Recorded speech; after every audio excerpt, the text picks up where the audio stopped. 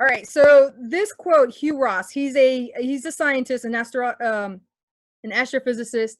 I love this quote by him. He says, "The multiple cosmic characteristics that make human life possible also make the universe visible, knowable, and measurable." And the reason I like this quote so much is because he breaks down the fact that we are living in an extremely unique period of time where we can actually see scientifically, we can measure stuff out in outer space, which allows us to measure how fast light travels.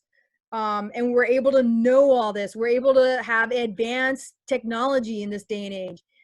Everything we can see in outer space based on telescopes and everything else that we have learned, even mathematically, it has allowed us to know and measure everything that people question as far as whether there is a God. So what I'm going to do is I'm going to present through the use of science what scientists have found and just the progression of how we get to where we're at, and the science behind some of the fingerprints of God that will point people that to the fact that there is a God. And I'm going to do my best not to talk with my hands any higher than where I'm talking with them right now, because every time it comes up, I can see my hand is like twice the size of my face. So I'm going to do my best not to put my hands where you guys can see them. But I am talking with my hands because I always do that. That's just what I do. All right, so moving on. Oh, now it's not showing my next slide. Hold on. There we go. So we first started with Einstein's theory of general relativity. This happened back in the early 1900s, in 1912. This happened way back then when the scientific world really believed that outer space and our universe was completely unchanging and eternal of itself. Like this was it. This is where what we see here now is really all there is to see. And so that was what was thought of back then. And then Einstein himself, he did not believe in God at all, and so he set out to prove that there is no God. And so in doing that, what was really interesting is that in his efforts to try to prove that there is no God, God gave him the ability to come up with the concept of the theory of special relativity, which is the theory right before this one. And what that was basically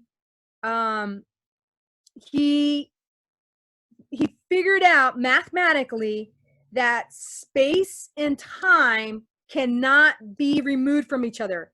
They happen at the same time.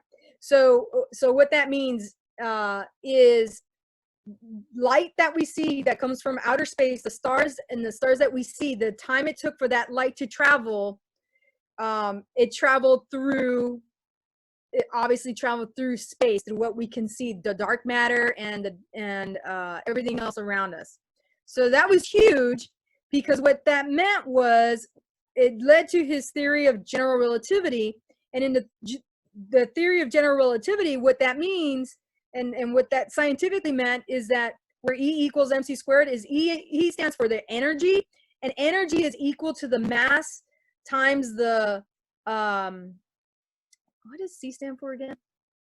The rate of light, obviously to the second power.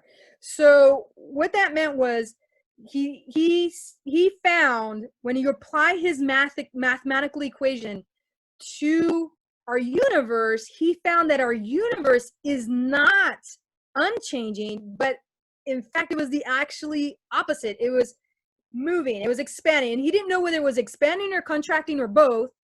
He just knew that our universe was not eternal and it wasn't unchanging, which meant this blew everybody's thought. Everybody in the scientific world was just blown out of the water, because now we find out that our universe is actually moving. And it wasn't until a few years later, there was another scientist, right, this guy, In the 1920s, his name is Alexander Friedman. He's a Russian mathematician. And what he did is he took Einstein's theory and he did math in a way that proved that the universe is actually expanding outward. So this now meant that if the universe is expanding outward, then it has a beginning. And this is the first time in the scientific world where everybody is now starting to see that maybe there is evidence that there is a God, because it didn't just always exist, which is what the thought was all the way up until the early 1900s. So then that led to more scientists saying, well, if Einstein's theory of general relativity is true and Alexander Friedman's theory is true, that the universe is expanding, then there has to be proof of it, not just mathematically proven.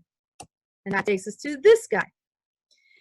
So his name is Vestos Sulfur. So between 1912 and 1920, what he did is he built a spectromograph, and this is where he used light, and he saw a red shift in the light. So the red shift, and you can see this here in the slide, the red shift meant that he is actually seeing things in outer space moving away from us, which meant he's seen the universe actually expanding as is expanding, which is pretty cool. I thought, well, that's pretty cool. And the blue light is where is objects moving toward the universe. Now, objects that would be moving towards, like not towards the universe, but towards planet Earth, would be anything that's caught in a gravitational field, like comets or like asteroids, things like that. That would be moving towards us. So that would be in the blue light. But red light is a universe expanding way out, which is now, again, showing that if our universe is expanding out, then it, again, is now pointing to our universe having a beginning. So then that led to another scientist, this guy. And this guy is more famous because in 1929, this is Edwin Hubble. He proved Slipher's red shift was actually a nebula, and well, Slipher thought it was a nebula, but Edwin Hubble proved that it wasn't actually that. It was actually another galaxy that he saw, and that we are just one galaxy that's part of a whole bunch of galaxies. And what he did is Edwin Hubble took, whereas Sulfur just could see the red shift happen, Edwin Hubble actually made that measurable, and that's what you see behind him. He's actually measuring light, which now meant light has a beginning, because according to the theory of relativity, space and time have a beginning, light has a beginning. And if light has a beginning, that now means it's measurable, and light has a speed. And so Edwin Hubble, for the first time, is measuring the speed of light. And so he comes up with that. So now this all falls into another scientific theory. Let me go down. And that is the second law of thermodynamics. Okay, so let me just break down the second law of thermodynamics real quick. So entropy is, like it says there in the slide, is a measure of the disorder in a system, which is the chaos. All systems gain entropy over time.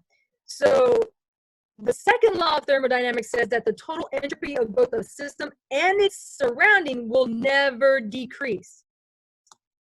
All right, so let me put this in a picture, because I know this is a bunch of scientific words. This is the second law of entropy. Think of it as a wind-up car. You know, when you wind up the car, or a car, you know, those smart cars that you have to charge your smart car. And then the thing is, like, once it's completely wound up, it has all that energy, and then the car goes, but it will eventually run out of energy. It'll use up that energy. So that's the second law of thermodynamics, which now, again, we have another thing pointing to the fact that if our universe is expanding, it's expanding from a beginning point, because the energy it took for the universe to come into being is being is expelling outward, which means it had to start from the beginning, right? So then we go. So I thought this was really cool. So all this, and this is called cosmological evidence. Cosmological because it's dealing with the cosmos, the outer space. So all this cosmological evidence points to the law of causality. Oh, I'm getting tongue twisted here. Causality. Anyways, what that law states is that everything that comes to be needs a cause. Okay, so everything, in other words, everything that's created, like this little Lego man, somebody had to build this Lego man out of Legos. That's why I like this picture, because he's made of Legos, and he opens his little chest and you see all the Legos spill out, which I thought was really, really cool analogy. So since so now this begs the question that since the universe came to be, it now means that the universe has a beginning. And if the universe has a beginning, there must be a beginner. And since the universe was created, then there must be a creator. And what kind of creator is what we will talk about next time we meet. I'm going to go ahead and unmute you all, and you guys, we have a few minutes to discuss before before